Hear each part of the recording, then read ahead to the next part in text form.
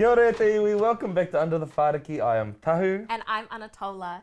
And today our episode is about pleasure, sex, shame, all kind of put into this beautiful little kōrero we got on today with our beautiful guests who I'll get to introduce themselves. So I'll pass it over to Shomudro. Kia ora, namaskar. My name is Shomudro. I'm very excited to be here to talk to these wonderful people. My background is my dad is from Bangladesh and my mom is Pakeha, and her ancestors are originally from England, majoritively, and I have grown up all over the place, which is why I sound like this, but I've never been to America, probably never will now, and and that's why I sound funny, because I went to international schools, but I always put that out there because people are like, but are you American? No. What else about me? I use they, them pronouns. I'm a non-binary trans person, and I just like to talk about sex a lot. That's it. Absolutely. Absolutely. Love it. We love this conversation. It's important. Yeah, who doesn't love to talk about sex? Let's talk about sex, Baby. baby. And me. All right, so we've got a question. Yeah. This is called the yeah, nah, nah, yeah game. And you decide whether you agree or disagree with it, okay? Here's the statement. Pavlova is overrated. Nah. Nah. Yeah, nah? Yeah, nah. Nah. Yeah, nah. You love it. Mm. Yeah. Oh, you made it. Yes. I love to make it. Yes. I have a special recipe from my mom. I love it. Yeah. Pavlova. Yeah. Cool. Yeah. You? I hate it. I hate Pavlova. Pavlova sucks. Can I ask, is it the meringue that you don't like, or is it the marshmallow? Both. Yeah, the lot. No, I think it's the I go to desserts for like a nice dense, Yeah. full of flavor, but I feel like the meringue's just so like flavorless. Yeah. And then you just get it from the cream and the fruit on top, which is shit. For me. Yeah. So pavlova for me, overrated. That should not be our national dessert. We should make a banoffee pie. That's my top. Oh. Ooh. I am so with you, Tom. I think it's so overrated. I think it's.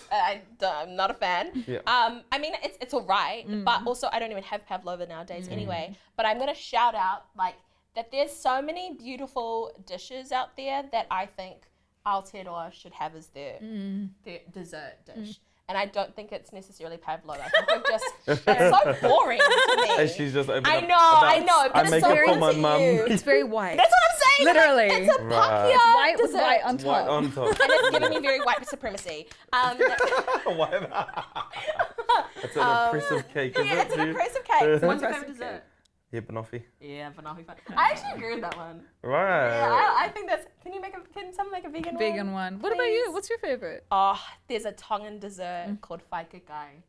When I tell you, food from the gods. coconut The gods were like, how do we make it the most perfect dish in the world? Let's put caramel and dough together and sugar and just and then just bring it to the human race. To the With Tongan otai? human race. Oh, otai. Yeah. That's a drink. But Yeah, but it's also otai. a dessert drink. Would be described as. Yeah. It is a dessert drink for sure. Yeah, otai. But whāiki is like, I guess. It's even in the name. Like, fuck.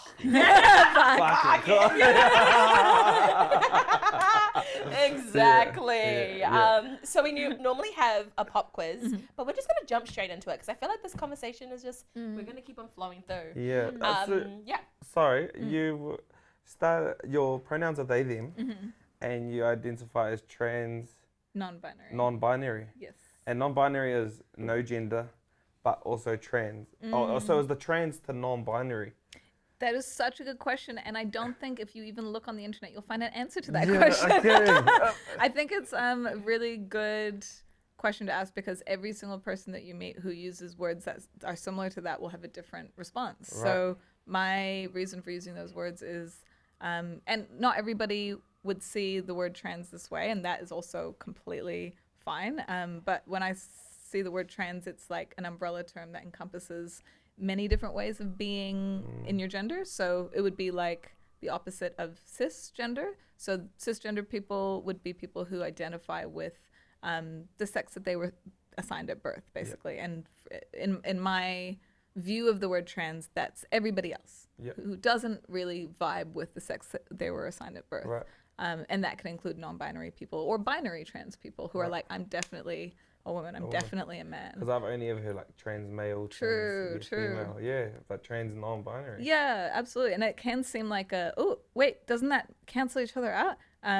But I guess if you're thinking about trans as like the opposite or the other side of being cisgender, then anything underneath that is sort of trans. And I think for a lot of people, using that word is really sacred or really special. And so like being respectful, for me, like it took me a long time to even use that word because I'm like, oh, I don't want to like say like that I'm trans if I'm not, but like it's a privilege and quite an honor to be able to use that word. Cool. But so many people wouldn't even like use that word. They'd just be like, I'm a guy, I'm a girl, or I'm something else. Right.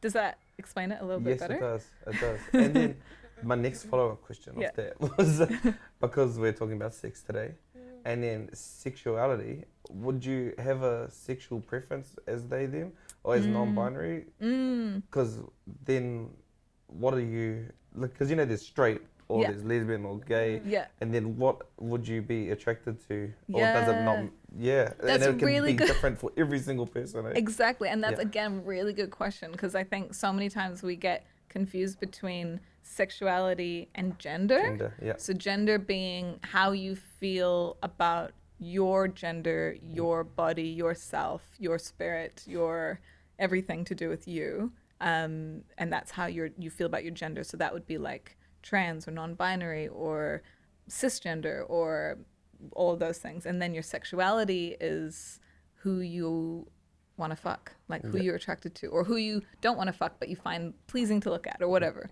So yeah, it can get confusing because often you can be straight but trans.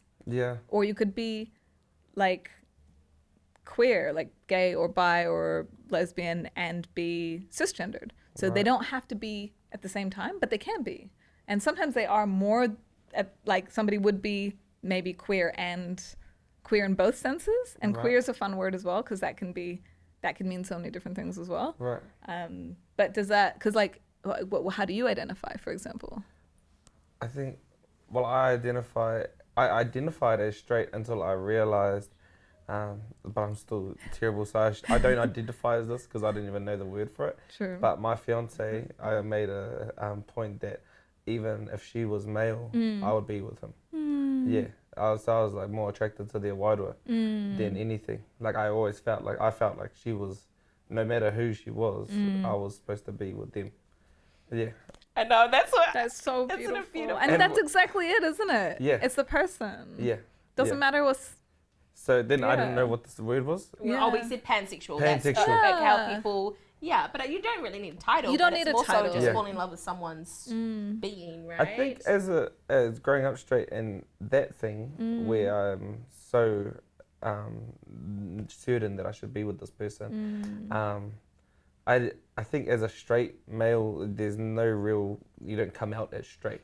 Exactly. So it's not like it's ever been a factor I've thought about. You could come out and be like, straight. Hey guys, I'm straight. Guess Everybody, what? Just so you know, guys. Yeah, guess what? you could just break some barriers for some people. They'll be like, why do we care? Maybe, break some barriers, or also just like get hate. No one gives a fuck. Care. Caring. Who asked? I love this quarter because Tahu shared this story on another episode, and I just think that's when he was sharing it, I was like, oh my god, that's so beautiful, because I feel like at the end of the day, it's about like connection, right, and feeling this energy. And I actually have been so lucky to work with Shomudro for about a year. I think we worked together, and so I know, like a year. Oh my god, under it's so a year. long. Yeah, it's so long. And we worked together in sexual health, and I learned so much from you, and I have so much respect for you, for your mahi, but also your heart and your integrity in the work. And I don't think many people have that in the field that we both come from.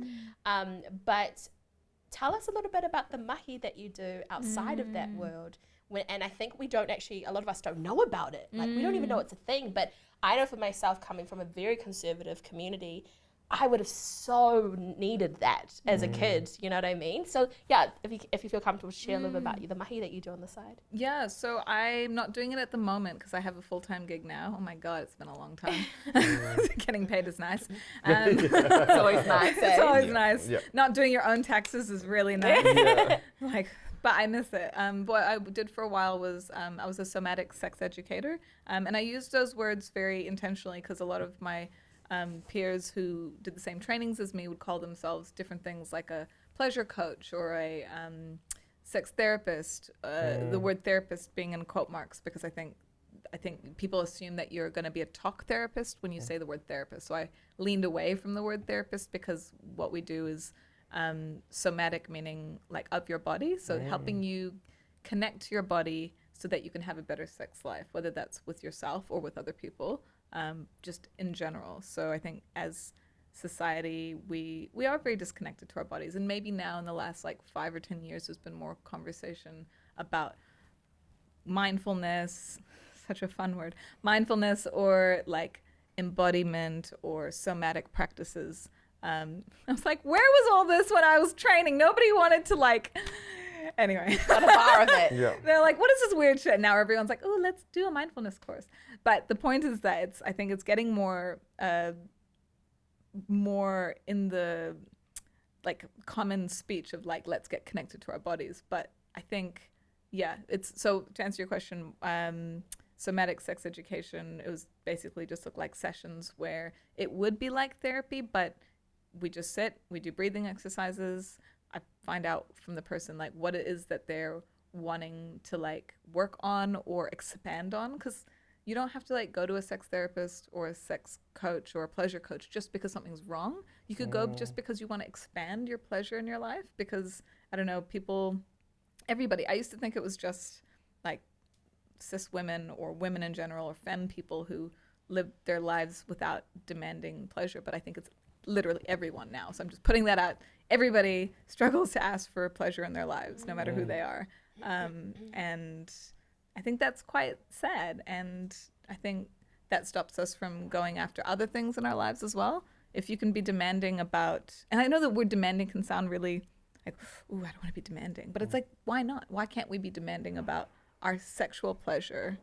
Because if we can do that, I sincerely think that we can be a bit more assertive about other aspects of our lives as well, because that's such a personal thing. If you can do that, you know, you can definitely ask your boss for a raise. Oh yeah. Yeah, right. Hard out. And the boundaries that you learn when you're like learning how to ask for what you want or learning how to give what the other person wants touch wise, that boundary setting, creating and setting and maintaining is so transferable to all your other relationships, sexual or not.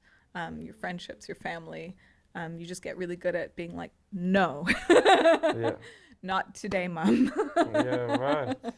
That's so powerful. Learning no. I feel like you taught me that. Did I? Yeah, because I'm so bad at a no. I don't know. You said no to me before. Oh, I mean, I learned how to say no through you. Because Shomudro, like, anytime we'd be at mahi, I'd be like, oh, I'm feeling like sore, I'm feeling anxious, I'm feeling this. And they would always be like, well, listen to your body, trust your body, get to know your body. And I feel like we don't have that a lot in the space. And I think it really like allowed me to connect, to be like, oh, what am I feeling? And what I realized also is that I was so attuned to feeling pain in my body that I dismissed it, that I also became quite dismissive of my pleasure. Yeah.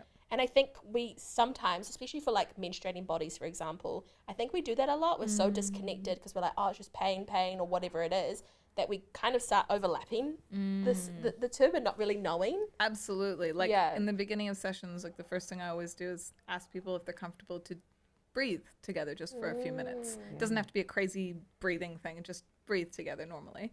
And then if they want to do like just a small exercise, we do that together. And I'll lead them through a body scan. And a body scan is like where you breathe into, starting from your feet all the way up to the top of your head, you breathe into every bit. So you picture each bit of your body, you breathe, and you just notice and accept whatever you're noticing. So it's not about like, oh, I think I'm feeling sore in my knees because yesterday I went for a walk. No, none of that. Just, my knees are a bit, and moving up. Right. This, pelvis. And then afterwards, I'd be like, so what did you notice in your body, if you want to share? And everybody always starts with pain.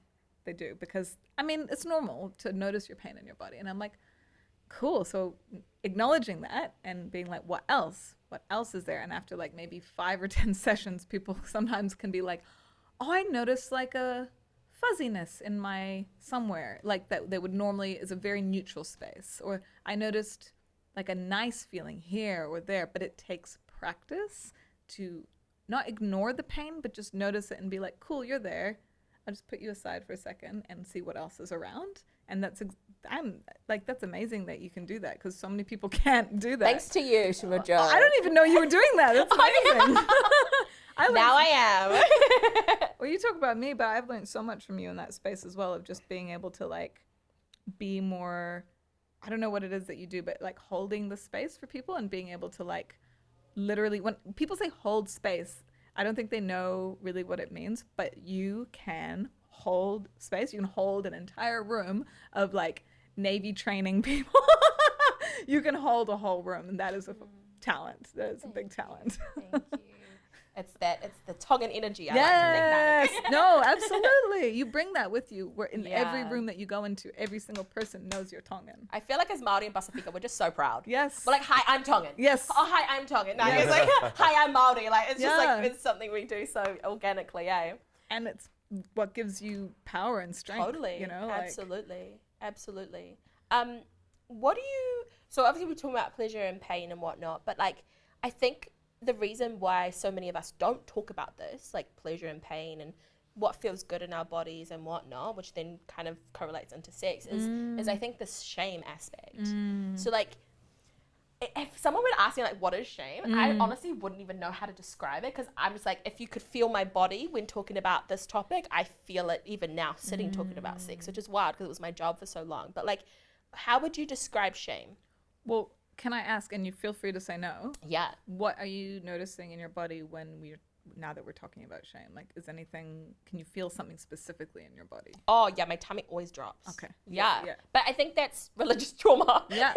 But noticing that drop. Yeah. Where is it? It's in Yeah. your tummy. Yeah. What does it feel like? Like, does it literally feel like it's dropping? Yeah.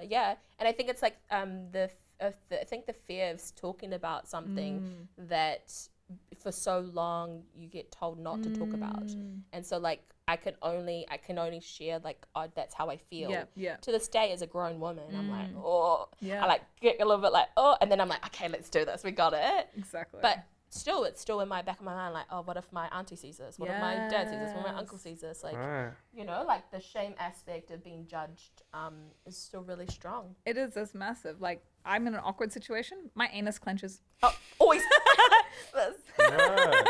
Or like I see like a scrape. If somebody's like scraped their knee and I can see the like little blood things, my anus. That's a noticing. Yeah. You know, do you have anything that you ever notice that your body does when you feel a certain way? Get hard. Yes, that's exactly right. Yes. Yeah. That's probably one. Yeah. I do that like clench thing if I heights. Yep. Does that to me. Yeah. Like, oh shit. Yeah. Nothing else really. There's not like. Maybe like butterflies. Get butterflies and stuff like Yeah. Like when I get this feeling like when I'm diving, because I do a lot of free diving and stuff, and when I'm like dropping back into the water, after a long time being away from the water, I'm like yes, all the way on the way down, and it's like I feel like light and warm. Yeah. That's beautiful. That is beautiful. There's a couple feelings I get. Those are good feelings. Yeah. And that's amazing because those are nice feelings. Yeah. And like we were just saying, it's really easy to notice the uncomfortable. Yeah. Maybe not easy, but it's more top of the, consciousness. Oh, I feel this, That's really cool that you can feel that in your body when it's nice. Often we only can distinguish, like you said, you get hard. Like we can only distinguish like sensations in our body when it is sexual. And so a lot of the work that I think is really important to do when you're talking about sex and pleasure is noticing non-sexual pleasurable feelings as well, because then sex isn't such a scary thing. Right. If you're in a relationship and you've been together a while and like people say the words like high sex drive, low sex drive. Like I lean away from those words because it sounds really definitive. Right. Like, ooh, that's it. It's always going to be, I'm somebody with low sex drive, or I'm somebody with the highest sex drive, and that's it. Yeah. It sounds very final. But when you're thinking about like having a connection with somebody and you're wanting to have the same sexual energy or the sexual needs or desires, it's very uncommon, I think, for two people to be in the exact same place at the exact same time. Yeah. So true. It's really So hard. true. Like whether you're casually sleeping with people, if you're asexual and you're not sleeping with people, but you're wanting like other sexual contact or other romantic or platonic contact, all the way to like, you know, being monogamous and having sex all the time with your partner or not having sex all the time. I think it's quite unreasonable to expect both people to always be on the same page, but we do, and why? And like that, I think, causes a lot of the issues that people would come to a sex therapist for, because they're like, oh, my partner doesn't want to have sex as much, or oh, I want to have way more. What's wrong with me? And like, I think at the end of the day, everyone's always asking the same question: was, am I normal? Like, am I okay? Am I a weirdo? Like, what's wrong with me? Like, this other person must be normal, but I must be the weirdo. Right. So yeah, that links into shame for me in my mind, where we're like, oh, I must be a freak because I don't want this, or I do want this, or it's too much, or it's too little. Yeah. Yeah. What does shame? It feels like a responsibility kind of thing, especially in partnerships. Like, it can be vice versa, where like you feel responsible to please them, or you feel like they should feel responsible for pleasing you. Expectations. Yeah, and I feel like I know the exact thing you're talking about, because me and my fiance often don't match in energy. Like, where it's like, I'm like, yeah, I'm ready when you are. Yeah. And then she'll be like, nah. Or sometimes be the other way around, or it'll be things like, we'll be during the act like fucking, and then be like, you're not feeling this? And then we'll be like, nah. They're like, yeah, get off. That's so cool that you can name that in that moment, and that you guys are so tight and close that you can be like, nah. That's fucking cool. Like, so many people like keep doing the sex and they're like, ooh, I don't, ooh, you know, like not feeling it. Yeah, nah, but they're not honest. Nah, this ain't even worth it. Yeah. What are we up to? You're right. If it's not phenomenal, it's not worth it. Yeah, because sex is such a beautiful Yeah. thing, and like my favorite. Like, Yeah. one of my favorite things that like I want that energy matching moment. Yeah, that's the moment you yearn for. And so when there's other times where, you know, it's just fun and you're not trying to expect fucking mind-blowing sex. But when that mind-blowing sex sneaks up on you and it happens, you're like, this is it. This is the moment. That's that shit. Yeah, that's that shit. That's so beautiful, and really like I said it before, it's very cool to have that open communication with your partner. And at the end of the day, that's all any of these issues or problems or queries or wonderings need, is just talking, communicating about it, because otherwise you don't know. Honesty. You can be with someone for 90 years and I promise you will still not know what they're thinking. You may think you do, but you don't. You never know what that person's thinking in that moment, or wanting or needing. You only know if they tell you. Which sucks. Yeah, and it seems like such an easy fix to just like be like, I don't want to, or I do want to, or like, let's stop, let's start. It's so simple. Or like, I don't feel that way today. Yeah. But it's so hard to voice. Is that because of the ego? Like embarrassment, feeling like against shame, like to be like, oh, I'm not pleasuring my partner. I'm not meeting the expectation that I have in my head. Yeah. Like, I feel like the ego plays in that. Yeah. Like, I don't know. I just feel like I often hear like a lot of my girlfriends say like, oh, but I don't say that like I fake it. I fake an orgasm or whatever it is, and while they're having sex with their partner. I can't believe you'd do something like that.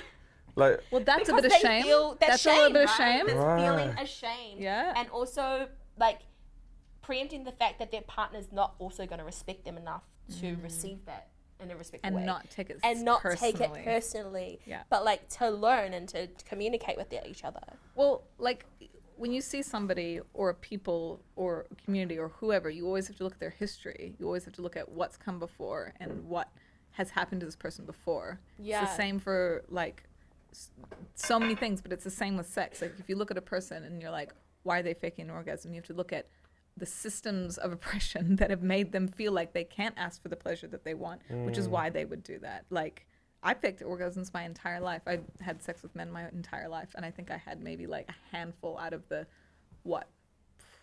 15 years of sex that I had with men. So like that's very common statistic out of the people I've talked to. Like for me it was I'm like cast my mind back to when I was straight. I'm like what was that like? I have put it in a cupboard and put it over there. Do you think straight women fake more than anyone else? I don't know. I feel like just people do if they're not feeling comfortable to ask for what they want. Like it's just like your background and the way you can communicate, really. Yeah, exactly. And like I think there's two things. It's like if we're talking about straight sex, which is not the only sex there is, but it's definitely a dynamic that people do have. I mean, queers definitely have a lot of issues when it comes to sex stuff, but I think because they've queered their sex and it's more than just penis and vagina. Yeah. It can be penis and vagina, but it's like also can be more than that.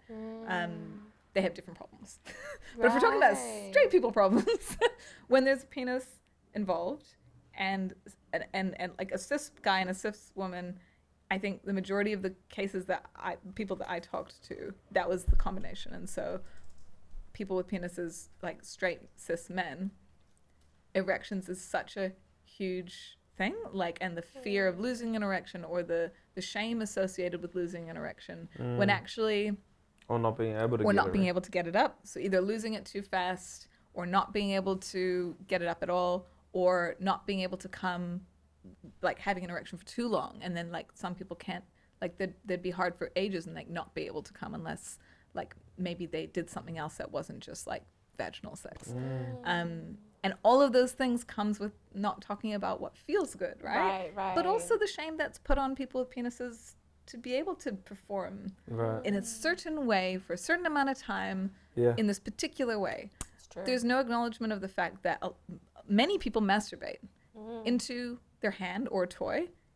That feels astronomically different to inside a person's body. Yeah. Why are we expecting it to be the same? So if you're used to masturbating a lot and then you have sex with somebody and it's not the same pressure and it's not the same like texture or whatever it is, of course it's going to feel different, and of course it might feel better, it might feel like more like you want to come or less like you want to come. Whatever it is, it's not going to be the same. So I think an acknowledgement of the fact that what you said before about expectations, we also put that on our genitals to perform. I wonder what it's like for two cis men who are in a relationship, a sexual relationship, what that would look like around pleasure and just watch pleasure. Good porn. Yeah, gay porn. Good, ethical gay porn with real actors. We need to have a list of ethical real porn sites. pleasure. We need ethical porn sites out here so we can recommend people. Because it's like, do you know any ethical porn sites? not off the top of my head, but maybe I can have a look and send some through. Yeah, that would be cool. But to you don't recommend like ask for like ethical superhero movies.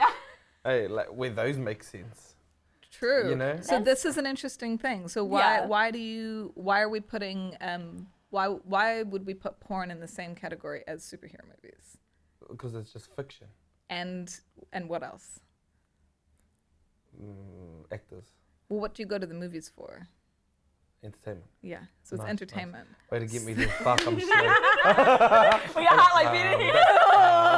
Yeah. Putting you on the spot? Yeah, entertainment, right. So if we're viewing porn as entertainment, isn't that all it is? It's not education. It's not. But some people use it as education. Absolutely, because I feel like a lot of people use it for most education. people. Most people. The first time I ever saw sex was porn. Yeah. Yeah. Me too. Yeah. And like, why? That's not our fault. That's you know, like it's the industry of porn used to be a lot harder to find as well. You used to have to find your dad's Playboys under the fucking house or something, like, or you just in the sealed section in the gas station. Now it's like so readily available and also not made ethically. And if it's free when you're watching it, what does that mean about the people who made it and the work that they're doing? Because it's real work that they're doing. It's a job. Are they getting paid? I don't know. I didn't pay for this, so how would I know that they're getting paid? I don't know, so they're probably not. Like that kind of stuff. All those things play a part in it. Hey. Yeah. But like, if you're looking at education, then because we all know how young you are when you first find porn, like fucking kids, young kids are finding porn. When do you introduce it? It has to be at school. When do you introduce sex ed? Yeah. Oh, you're speaking my language. No, but actual sex, not just the word, this is vagina, this is penis, this is how a baby's regained. But sex itself. Yeah, show me fucking, like, yeah, because that's what all these little 14-year-old me, I had sex at 14. Yeah. You know? Yeah. I didn't know what the fuck to do. What did people do before there was internet and TV? Try. Figured it out. Yeah. Yeah. Yeah, but then that leads to a lot of unsafe It does. practice and uneducated, uninformed. That's STIs, because I didn't know about STIs either, and I thought condoms were just to practice, so you didn't get pregnant. Yeah. That's a really good point. So a lot of people don't know that condoms have a double whammy. Yeah. They're the only multi-purpose, Yeah. and they're the only real thing that can act, other than abstinence, which isn't realistic for a lot of people. Yeah. That it's literally a barrier between your body and the other person's body, and there's dental dams and stuff as well. But like if you're having sex and you want to be protected from STIs, get tested regularly for a start. But barriers, it's like just the only thing. It just makes sense. It's something. It's like a shield between your body and their body. But also getting tested, because so many, like most STIs are asymptomatic, which you just don't know that you don't have any symptoms. So how would you know? It's not like a cold where like, oh, I've got a runny nose. You just have it and you wouldn't know. So if you're having sex on the regular, just getting tested every now and then, every 3 months, every year, if you're in a long-term relationship is good.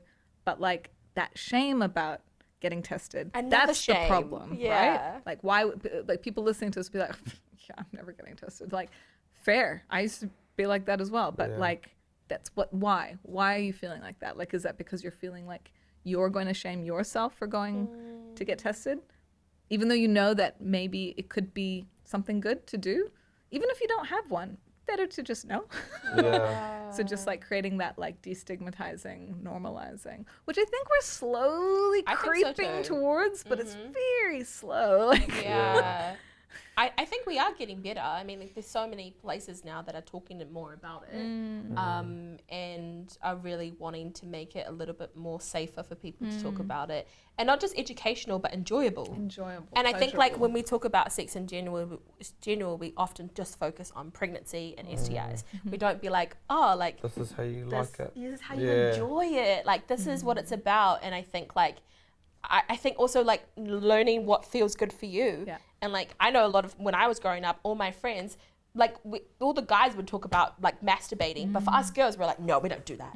Girls don't do that. Like, you know what I mean? All lying. All lying. Yeah. All lying. But like it's so fucking important. Yeah. But it all comes down to shame. it is. And not knowing like how you want to be touched. So how would you explain that to somebody else? Yeah. If you don't know what feels good for yourself. And that's a lot of pressure to put on someone as well, to be like, how do you like to be touched? Oh, I don't know. Like in the moment, like, fuck, I don't know. Try something and we'll see. I'll let you know. I'll let you know. Yeah. And that's okay too. I think there needs to be space for that. I think a lot of conversations around consent and sex is like, you can only do something if you exactly know what the other person is. Like, well, sometimes you're figuring it out together, especially if it's your first few sexual experiences. It needs to be a safe environment for you to play and experience and experiment and be like, no, not that one. Can you go back to what you were doing before?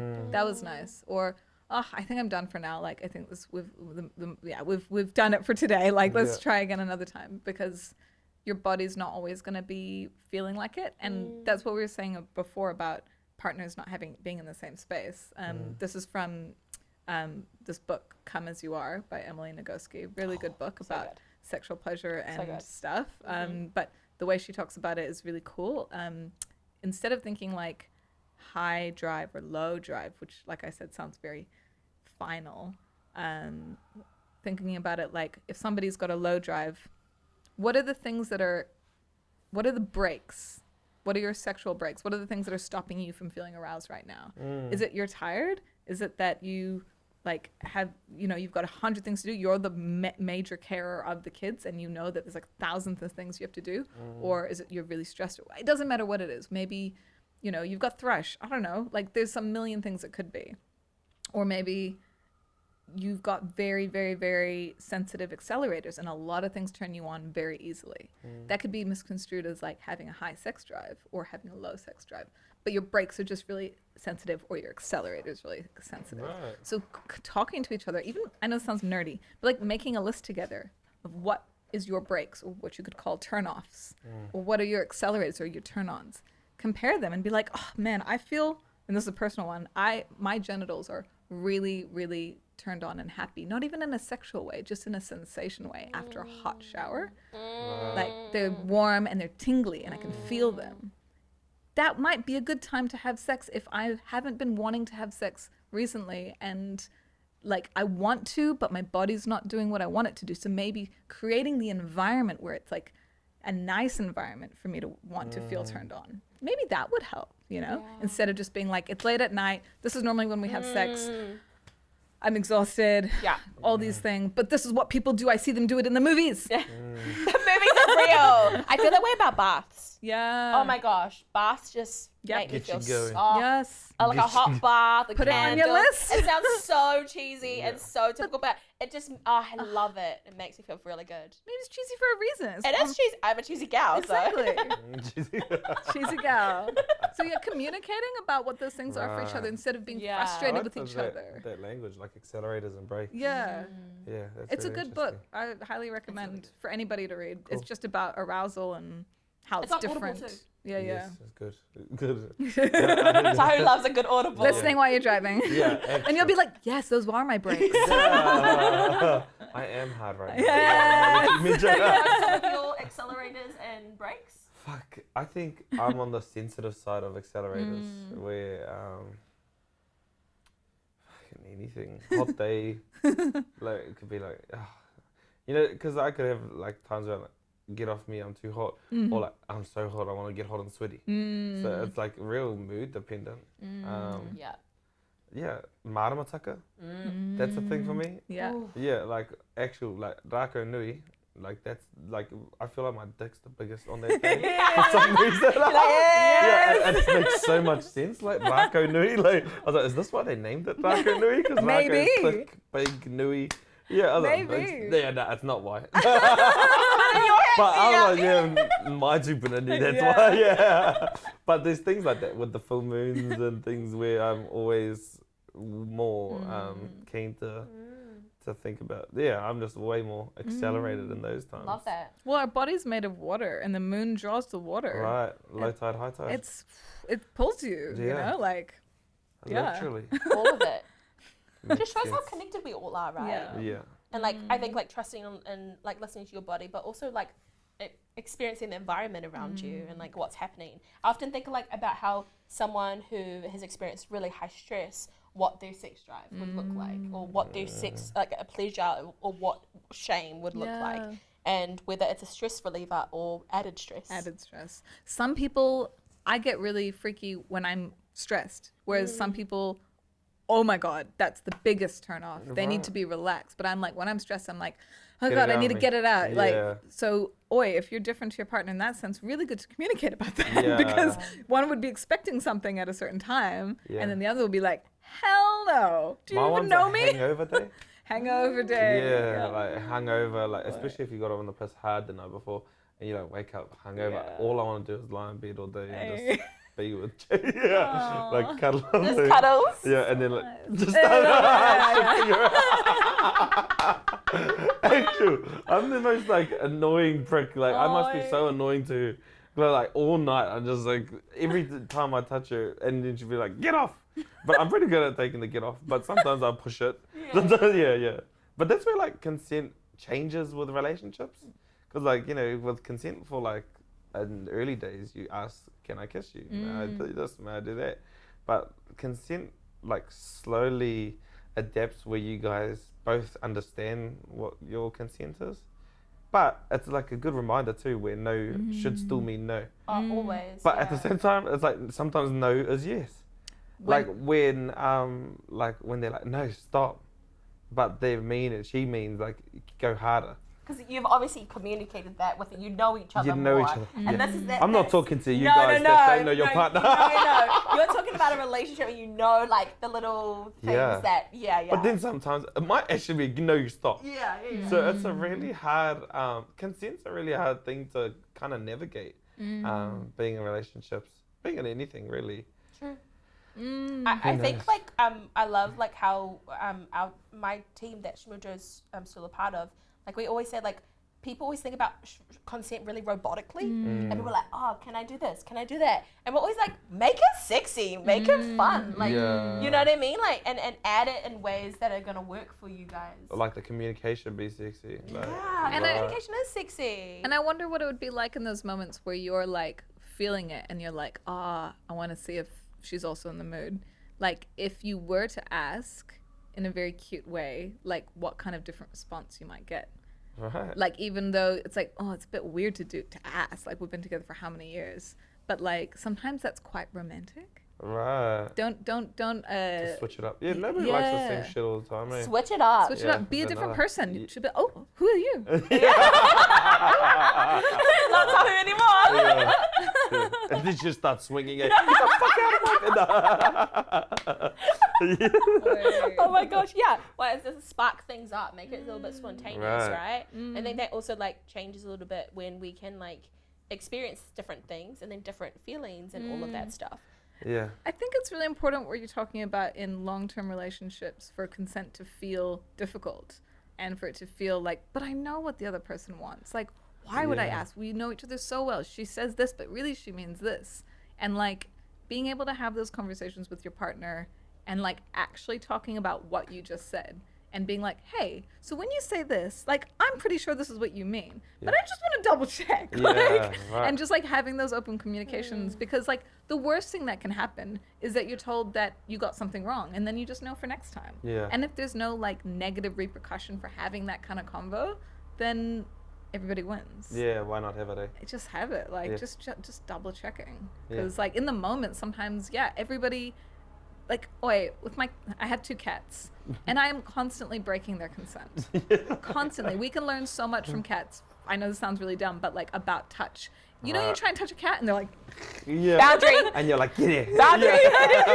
I have to learn so hard not to pick them up because, and like after I don't pick them up for a while, they're coming to me. Yeah. They're like, give me pets. I'm like, okay, now you want it. Okay. Yeah. But like, it's really hard when you like, you think you know what the other person's feeling. And that's why I said at the beginning, like, you can be with someone for 90 years and you still don't know what they're fucking thinking. I can promise you.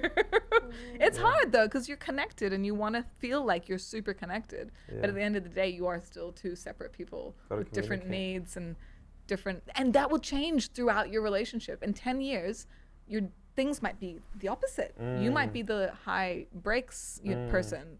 Who knows? And like being okay with that change as well. It's really, sex is about just staying fluid, eh? And open and honest. And just having fun. And having fun. Oh yeah, It's so forgot about fun. that. Yeah. Fun, having That's a the good best, time. honestly. That's like, I hate like the education system for like false advertising or like fear mongering. Like teachers should make it really clear, like It's fun. sex, by the way, kids, fuck, it's wicked. But then they'll think you're tricking them and then they won't do it. Yeah. They'll be like, oh shit, there's probably something really bad about it the if they're teacher telling me to do likes it. it, but, And then they picture the teachers and they're like, no, I'm good. And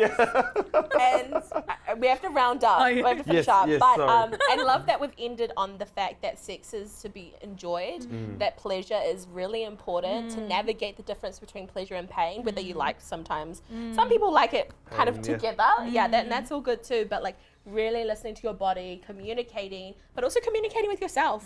Communicating and knowing what works for you. I think like that's really important to end on a note of like trying to find the joy in all of this. Like it's not just to do it. It's You to, always circle back to joy. I know. I love joy. It just brings back to like what makes you feel good and what you know, what connects you. And if you don't know what that is, then, you know, there's ways to find out. Connecting with your body, finding out, like taking some deep breaths, just sitting with yourself. Absolutely. Mindfulness is a weird word, but like taking the time to masturbate with yourself and it not be about orgasm. having sex without it not being about orgasm sounds crazy, but you learn a lot about what feels good if you're not pushing for orgasm all the time. Make a separate time to have orgasm sex. Yeah. Maybe it might be right after. Yeah. But right before, it's like this time to this time, we're just going to play and we're just going to see what feels nice. Because if you don't know, then you don't know how to ask for it later. So if you don't try and find out what that is in a non-pressured environment, it's very hard to do it in a orgasm pressured environment. Yeah. And I think a lot of us think of orgasms when we're in. Why not? They're great. They are great, but we're always thinking of it, and sometimes that Like can. that's the goal. That's the goal, but actually, it's just to feel. It's one of those feelings. Good. It's one of the nice bits of sex. Yes, absolutely. Wow. Thank you so much, Shomudro. I Thank you just very love that you're here with us, and you're amazing. And I think it's really important stuff, and not talking necessarily, although we have mentioned like education and health, but more so about like really destigmatizing it and taking away shame, acknowledging shame, learning about shame, so that we can get to the good stuff. The good stuff. Yeah.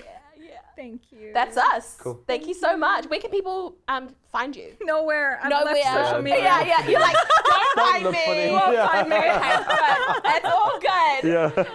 But thank you so much, guys. We will see you next episode. Ka kite ano.